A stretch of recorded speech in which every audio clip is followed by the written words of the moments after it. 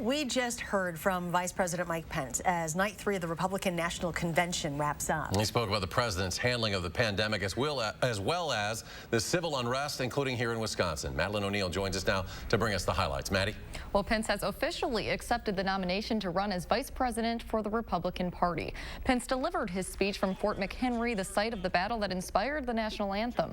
Pence praised the president's actions over the past 4 years, pointing to his focus on the military and economy, and said that Trump's actions in stopping travel from China and fighting the pandemic saved, quote, untold lives. He then shifted gears to the unrest in our country, saying we don't have to choose between supporting law enforcement and helping black communities. So let me be clear. The violence must stop, whether in Minneapolis, Portland, or Kenosha.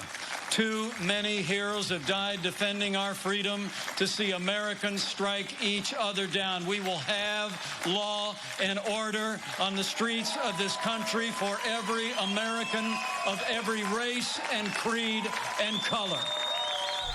We also want to show you a moment from earlier in the night when congressional nominee Madison Cawthorn of North Carolina, who was paralyzed from a car accident, made this call to the country. Be a radical for freedom.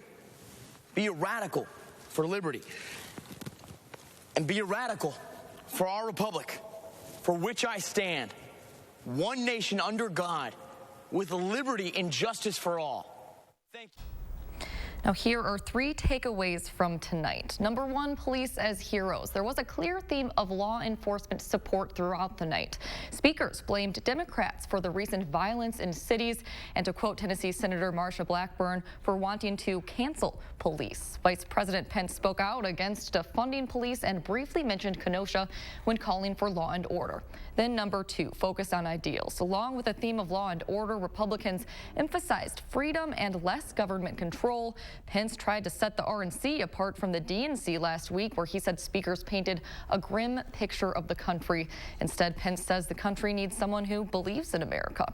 And number 3, women's suffrage, with this year marking the 100th anniversary of the 19th Amendment being ratified.